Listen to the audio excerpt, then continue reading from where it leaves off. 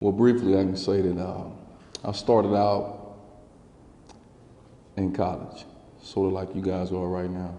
Played college football for 3 years, and went to a junior college, and then I transferred to a Division II college in Kansas, Pittsburgh State University.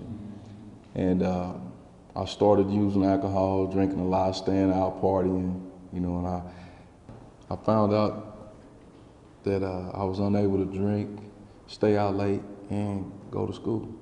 I couldn't juggle both of those at the same time. So what I did was I took the easier route out, and I dropped out of college. By 1992, I was using between $600–700 worth of cocaine a day. Became a drug addict at a young age. 24 years old, I had a son. My son was born, and I thought that was going to be the change in my life. And it lasted for about 6 months, 7 months maybe, and I was right back off into my addiction.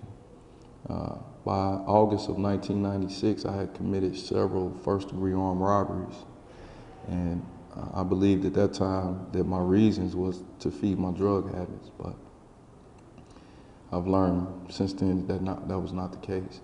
It was because of my selfishness, and that's what landed me inside of prison. I'm sitting here with a 25-year sentence.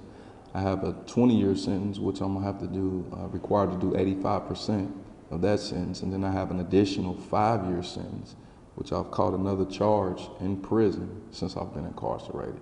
So I'm serving a total of 25 years, and I've been here for 10 years. April 27th, 1982, my daughter Karen was murdered. She was my 4th child and my 3rd daughter. She was 21 years old, left 2 sons. They were 2 and 3 at the time. She left an ex-husband to get away from an abusive behavior, come back home and start her life all over again. She didn't want to be on public aid anymore. She was looking for a knight in shining armor too, I think, somebody to take care of her. Her body was found on Tuesday, April 27th, at the reservoir in Livingston, Illinois. She had been kidnapped from the place where she worked. She had been driven about 8 miles. I'm sure everybody knows what a tire iron is, and she was hit in the skull 6 times with a tire iron, strangled and drowned. Nobody should have to die like that, nobody. In the very beginning, probably for a good 10 years, I wanted to know why. Why would somebody do that? But I've never had an opportunity to ask the person who did it. Her boss called me that morning, Tuesday morning, asked me where she was. I thought she was upstairs sleeping, but she wasn't. He said, no, her car's up here in front of the bar where she worked. So I went up there. Car was locked, which was very unusual. Nothing was out of place. I called the Illinois State Police. They came out. They were not going to put it out on the radio for 48 hours because she was an adult. And he asked me, he said, do you think there was foul play? I said, yes. The food I made her the night before was still in the refrigerator. My sweater was still in the car. The car was locked, just all kinds of things. So he said that he would put it out. He was the first person who did something for me in the criminal justice system. Sometime that day, the Illinois State Police came out, said they would find her. I told them, no, something happened to her. I thought she was dead. I said, don't talk like that. My husband and my son-in-law came home, and they decided to go look for her. Where are you going to go? Well, we don't know, but we're going to go look for her. They found her. Some farmer came into this small bar and said they found a lady in the reservoir. My husband said he knew it was her.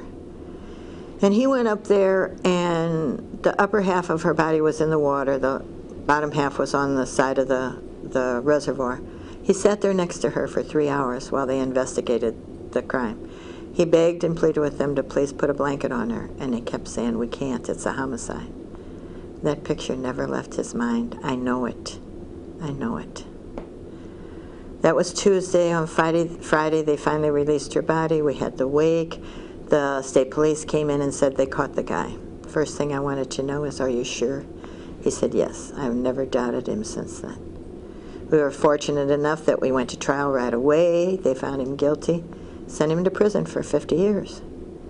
And I thought, maybe I can get on with my life now, which I didn't even know what that meant, but I wanted to do something different than just cry all the time. I wanted to get my grandkids and just start over again. And the prosecutor said, you're going to hear from him in about 3 years. Why? Because he'll appeal, and that's when they'll hear it. So almost 3 years to the day, there was a little note in the paper, and sure enough, they threw everything out. We had to start all over again. So the following, let's see, that was somewhere around in May. In January, we went to, his attorney had sent the blood work to California trying to find a mistake, because that's what he got convicted on. Karen had an extra enzyme in her blood that thousands of other people don't have. And I don't know if people know this, but when you go to court, you can't say it's your blood or her hair. You can say it's like hers, but you can't actually say it's hers. But that's what they convicted him on. They convicted him on the blood. And for a whole year, his attorney tried to find something wrong with it. Finally, at the end of the year, the judge said, this is enough, we're going to trial. His attorney came to the prosecutor and said, we want to make a deal. He'll admit he murdered her for 25 years. So they left it up to me. So I was afraid he was going to walk out the door. So I agreed. The judge asked him probably 50 different questions, and 3 times he asked him if he murdered this woman. He said yes. But he never did say why. So he went back to prison. But the one thing they didn't tell me, in the state of Illinois at that time, for every day you were in prison, you got 1 day off for good behavior. So he actually only spent 12 and a half years in prison and walked out a free man.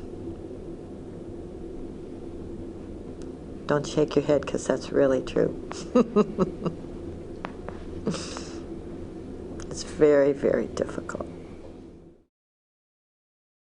Well, restorative justice in the Missouri Department of Correction is an outlet for victims in Missouri to have a voice. It's also an opportunity, gives an opportunity to the offenders to repair some of the damages that we have caused. In my opinion, and what I've learned, restorative justice is not just about inmates. You know, it involves the community, it involves the justice system, it involves the victims and the offenders. So it's made up of 4 key stakeholders. And what restorative justice does is it's a way for reparation. You know, it's a way for offenders, guys who have committed crimes such as myself. There's a way for us to give back. And it's like a double-edged sword, because it's also a way for victims to enter the institution and can come in here and tell their stories, you know, about the impact that our crimes have had on society. It works. I've seen the program work in the inmates that I've come in contact with. I'm the chapter leader of an organization called Parents of Murdered Children. I handle state of Missouri and Metro East Illinois. I send out newsletters to 285 people who have had someone they loved murdered. I was asked by the Department of Probation and Parole if I knew anyone who would be interested in coming into the prison and speaking to the inmates. And right away I said, no. But I asked some of the people in my group, and they all said, yeah, we want to come. So we started 6 years ago. We started a prison in Potosi, Missouri, to come in and talk to the inmates. We came in an evening. We only talked for 2 hours. When we left, we said, we have to go back. There's too many questions. Also, we met with 2 lifers and 2 men on death row. How are they ever going to pass this along if they're never going to leave here? But we've changed our minds since then. We've learned a lot, and they've learned a lot. That's my goal, finally, that they will all take this with them.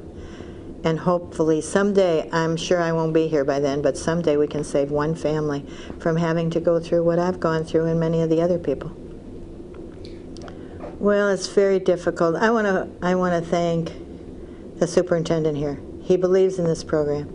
He has gone above and beyond the call of duty of allowing this program to stay on. I thank every inmate whenever I come to visit, thank them for taking this class, for learning what it's like to be a real victim. I've had men stand up in the class and say, You have done all this for us. What can we do for you? What you can do for me is pass this program along. If you never get out of here, then you pass it to the guy in the cell next to you, to the guy out on the yard. If you're going to get out, then you take it out there on the street with you, okay? The public, someday I would like it, there would not be a murder, but I know that's not true. And for victims, I think they have to stand up and say, I'm a victim. You owe me something. That's what I'd like to see.